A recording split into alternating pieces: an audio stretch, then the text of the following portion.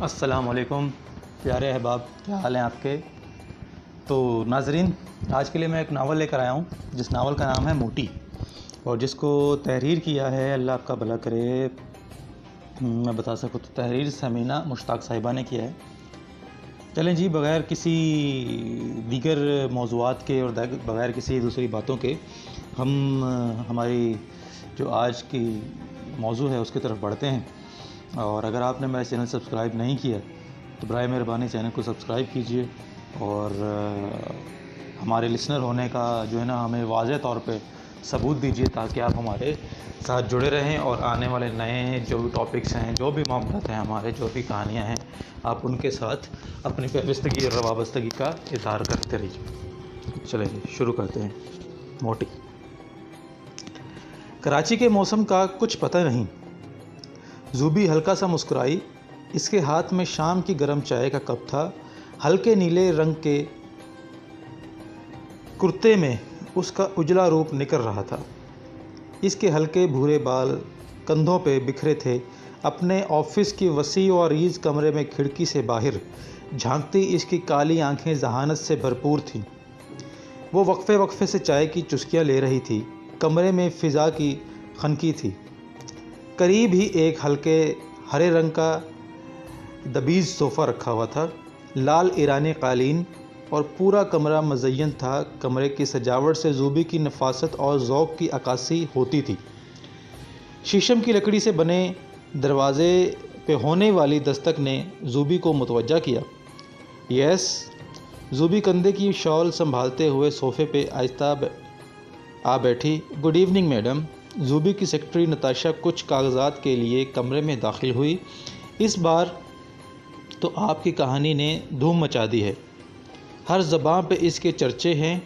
اس ہی سلسلے میں ایک مشہور ٹی وی چینل کا پروڈکشن ہاؤس آپ کے ساتھ کانٹریکٹ کرنا چاہتا ہے۔ یہ اس کی فائل ہے۔ زوبی نے سرسری طور پر کانٹریکٹ کو دیکھا اور اسے سامنے رکھی میز پر پٹخ دیا۔ میں اسے بعد میں دیکھ لوں گی، زوبی نے صوفے کی پشت پر ہاتھ رکھتے ہوئے بولا، اور ایک انجانی تھکن سی آنکھیں بند کر لیں۔ نتاشا مؤدبانہ کھڑی تھی۔ آپ جا سکتی ہیں نتاشا، میں کچھ دیر تنہا رہنا چاہتی ہوں۔ Yes madam. نتاشا کمرے سے باہر نکل گئی۔ سر میں درد کی ایک شدید لہر ابھری۔ زوبی نے اپنی انگلیاں ماتھے پہ گاڑ دیں اور گھبراہٹ میں آ کر دوبارہ کمرے کی کھڑکی سے باہر دیکھنے لگی۔ باہر دھند چھائی ہوئی تھی۔ شیشے پہ جمی دھند نے باہر کا منظر بھی دھندلا دیا تھا۔ سارا قصور موسم کا تھا، ورنہ آنکھ سے کوئی منظر اوجھل نہ جاتا۔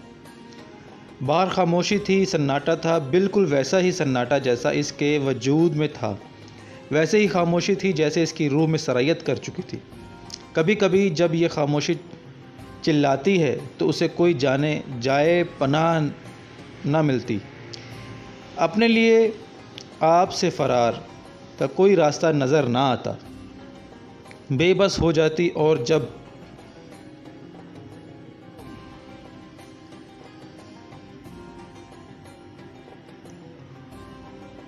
جب خود سے ہار جاتی تو بس آنکھوں کے راستے یہ شکست بہنے لگتی۔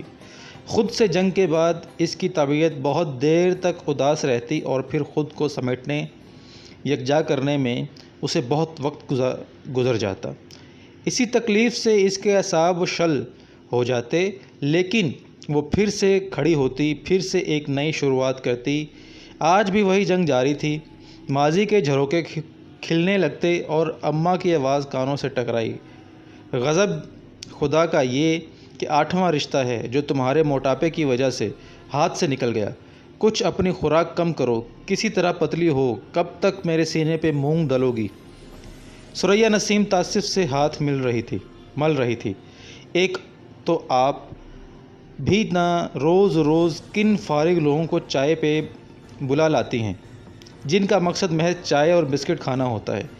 ان کو چائے پیش کرنے سے پہلے بتا دیا کریں کہ ہماری بیٹی تھوڑی موٹی ہے، کم از کم چائے کا خرچہ تو بچے گا، ورنہ ایک چائے کا کھوکھا ہی لگا لیتے ہیں۔ چائے پلانے کے بعد کچھ آمدنی ہی ہو جائے گی۔ زوبی چڑ کر بولی، کاش تمہارے بابا کی جگہ میں چلی جاتی تو آج ایسے میری مٹی پلیت نہ ہوتی۔ ثریا نسیم سر پکڑ کر بیٹھ گئیں۔ دیکھیں اماں، آپ مجھے ایسے ڈانٹتی ہیں تو مجھے ٹینشن ہو جاتی ہے، پھر مجھے اور بھوک لگتی ہے۔ زوبی نے منہ بنایا، خبردار جو کھانے کا نام لیا، اس بسیار خوری نے میری راتوں کی نیندیں اڑا دی ہیں۔ خبردار جو آج رات کے کھانے سے پہلے کچن میں نظر آئی۔ زوبی منہ بنا کر اپنے کمرے سے واپس آ گئی۔ لگتا ہے آج پھر اماں سے ڈانٹ پڑی ہے، زوبی کی چھوٹی بہن امبر نے بولا۔ آنے والے رشتوں اور ان کے جانے کے بعد اماں کی سلواتوں سے بے حد محفوظ تھیں۔ ہاں خوش ہو جاؤ تم، زوبی چڑ کر بولی۔ میں کیا خوش ہو جاؤں، میں تو خود منتظر ہوں کہ کب تمہارے ہاتھوں میں پیا جی کی مہندی لگے گی، کب میں اپنی سہیلیوں کے ساتھ ڈھول کی تھاپ پہ شادی کے گیت گاؤں گی اور کب ہم شادی کی شاپنگ کریں گے۔ امبر سہانے سپنوں میں کھو گئی۔ بھول جاؤ کوئی اندھا نہیں ہوتا جو مجھے پسند کر جائے۔ سب کو چائے بسکٹ کی ساتھ ایک عدد ہیروئن نما لڑکی بھی چاہیے۔ مجھے دیکھ کر ان کی چائے کی طرح ارمان بھی ٹھنڈے پڑ جاتے ہیں۔ زوبی نے اپنے کپڑے طے کر کے واپس الماری میں رکھ دیے۔ آپی ویسے اگر لوگوں کو پتہ چل جائے نا کہ میری آپی کتنی سگڑ ہے، کتنی نفیس، کتنی سلجھی ہوئی لڑکی ہے اور کتنی ہنرمند، کتنی باذوق اور ملنسار انسان ہے، تو یہی لوگ جو دوبارہ ہمارے گھر پلٹ کر نہیں آتے ہمارا در ہی نہ چھوڑے۔ امبر نے زوبی کا چہرہ اپنے ہاتھ میں لے لیا۔ کیا ہوتا ہے موٹاپے سے، میری آپی گوری چٹی ہے، اتنی معصوم، اتنی خوبصورت ہے۔ امبر نے زوبی کے دونوں گال زور سے کھینچے، دونوں ہی کھلکھلا کے ہنس پڑی۔ ثریا نسیم کا یہ چھوٹا سا گھرانہ 2 بیٹیوں امبر اور زوبی پر مشتمل تھا۔ زوبی بڑی اور امبر اس سے 3 سال چھوٹی تھی۔ ثریا نسیم نے شوہر کے انتقال کے بعد اپنے آبائی گاؤں کو خیر آباد کہا اور بیٹیوں کو لے کر کراچی آ گئی۔ ان کے شوہر زمیندار تھے۔ جہلم شہر کے علاوہ گجرانوالہ اور دیگر شہروں میں کافی زمینیں تھیں۔ ان سب سے حاصل ہونے والی آمدنی ہی ثریا نسیم کا واحد ذریعہ معاش تھا۔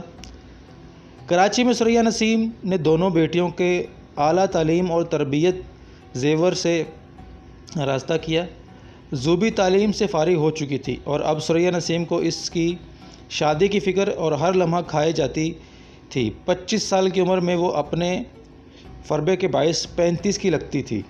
ثریا نسیم سمجھ گئی تھی کہ یہاں بات نہیں بن رہی، لہٰذا ان کو زوبی کا رشتہ اپنے آبائی گاؤں میں ہی ڈھونڈنا پڑے گا۔ زوبی اور امبر کو حکم مل چکا تھا کہ وہ جہلم چلنے کی تیاریاں کریں۔ زوبی اس بات سے سخت پریشان تھی۔ ایک گاؤں والے کے ساتھ گزارا کرنا اس کے بس کی بات نہیں تھی۔ گاؤں، امبر نے حیرت سے کہا، پھر وہاں کریں گے کیا؟ پتہ نہیں۔ زوبی قرینے سے سوٹ کیس، کپڑے اور ضرورت کی چیزیں رکھ رہی تھی۔ میرا تو دل ہی اداس ہو گیا۔ امبر مایوس ہو کر اپنے بستر پر بیٹھ گئی۔ زوبی نے اسے مسکرا کر بولا، کیوں اداس ہو گئی؟ وہ سارے کام چھوڑ کر اس کے برابر میں آ بیٹھی۔ میری ساری سہیلیاں یہاں ہیں، میں وہاں کیا کروں گی؟ اتنے سالوں سے ہم ملے نہیں کسی سے، مجھے بہت عجیب لگ رہا ہے۔ ہم تو کسی کو ٹھیک سے پہچانتے بھی نہیں، اور پھر اتنی مشکل ہوتی ہے گاؤں کی زندگی، مجھے عادت ہی نہیں ہے۔ امبر روحانس ہو گئی اور زوبی نے کہکا لگایا، ارے پاگل، ہمیشہ کے لیے نہیں جا رہے، کچھ عرصے کے لیے جا رہے ہیں، بس چند دن کی بات ہے، پھر واپس آ کر کراچی آ جائیں گے۔ زوبی اٹھ کر بیٹھ گئی، پیکنگ میں مصروف۔ زوبی تم کچھ دیر سو جاؤ، اتنی لمبی ڈرائیو کرنی ہے تمہیں، بائی روڈ جہلم تک کا سفر۔ اف، امبر نے سر پکڑ لیا اور بیٹھ گئی۔ ٹرین سے بھی تو جا سکتے تھے نا، گاؤں میں کار کی ضرورت پڑے گی، ہم اپنی سواری نہیں چھوڑ سکتے، وہاں اتنی آسانی سے سواری نہیں ملتی۔ زوبی نے وضاحت کی، اور ایک دن میں نہیں پہنچ جائیں گے، تھوڑا رک کر دوسرے دن پہنچیں گے۔ اس کی یہ بات سن کر اب بھی امبر کو تسلی نہ ہوئی۔ اس کا موڈ ابھی بھی خراب تھا۔ ساری پیکنگ کے بعد صبح ثریا نسیم نے گھر اور کراچی کو خیر آباد کہا اور جہلم کے لیے روانہ ہو گئی۔ امبر کا راستہ بسکٹ کھاتے گانے اور ثریا نسیم کی ڈانٹ سنتے گزر گیا۔ ہم کب پہنچیں گے؟ وہ دوپہر تک بیزار ہو چکی تھی۔ آپی کچھ خدا کا خوف کرو، گاڑی روکو، مجھے اترنا ہے، بیٹھے بیٹھے میری ٹانگیں اکڑ چکی ہیں، ٹوٹنے والی ہیں، مزید بیٹھی تو مر جاؤں گی، بھوک بھی لگ رہی ہے، کہیں کھانا کھلا دو۔ لیکن امبر کی دہائی کا زوبی پر کوئی اثر نہ ہوا اور گاڑی بس دستور چلتی رہی۔ کیا پنجاب شروع ہو گیا؟ کیا ہم جہلم پہنچ گئے؟ امبر کے بار بار استفسار پر زوبی ہنس پڑی۔ نہیں امبر، ابھی حد تک ہم نے سندھ پار نہیں کیا۔ امبر چلائی، ابھی تک نہیں؟ کیا میری تو کمر تختہ ہو گئی ہے۔ زوبی نے گاڑی گمبٹ کے مقام پر روک لی اور ایک شاندار ہوٹل دیکھ کر سبھی کی بھوک چمک اٹھی۔ نماز اور کھانے سے فارغ ہو کر سب سفر کے لیے تازہ دم ہو چکے تھے۔ ڈرائیو اب تم کرو گی۔ زوبی نے گاڑی کی چابی امبر کے حوالے کر دی۔ یہ کیسے کرے گی ڈرائیو؟ اس پہ تو مجھے بھروسہ ہی نہیں ہے۔ کوئی کام ڈھنگ سے نہیں کر سکتی۔ اللہ رحم کرے، نہ جانے ہمیں کہاں پہنچائے گی۔ سوریا نسیم پریشان ہو گئی۔ اماں میں ہوں نا، ساتھ کچھ نہیں ہوگا۔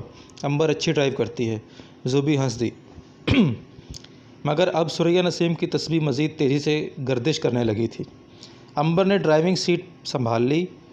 گاڑی ایک بار پھر منزل کی جانب رواں دواں شام تک ان کی گاڑی رحیم یار خان پہنچ چکی تھی۔ شام کے سائے گہرے ہو چکے تھے۔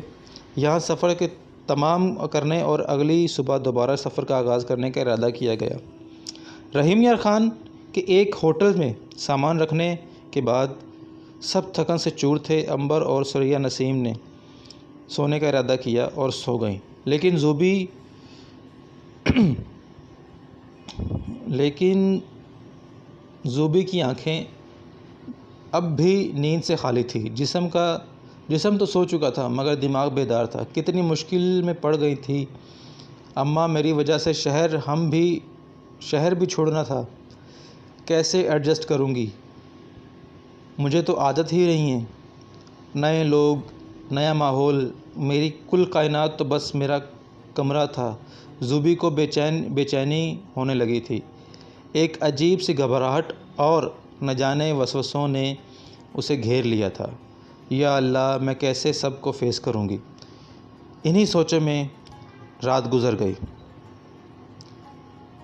ہاشم احمد کے گھر میں آج معمول سے زیادہ چہل پہل تھی۔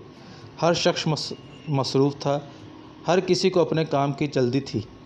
وقت کم تھا اور کام بہت تھے اور تیاری اس کی کرنی تھی اور تیاری جاری تھی۔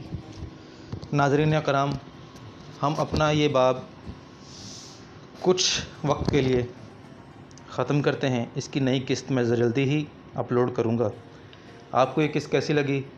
اپنے اظہار جو ہے نا وہ کمنٹ سیکشن میں کیجیے اور مجھے بتائیے کہ میں کن موضوعات کے اوپر نئے ٹاپکس لے کر آؤں، نئی کہانیاں لے کر آؤں۔ تو اسی کے ساتھ میرے چینل کو سبسکرائب کیجیے، بیل آئیکن کو دبائیں اور اپنے دوستوں کے ساتھ شیئر کیجیے۔ جزاک اللہ، بہت شکریہ۔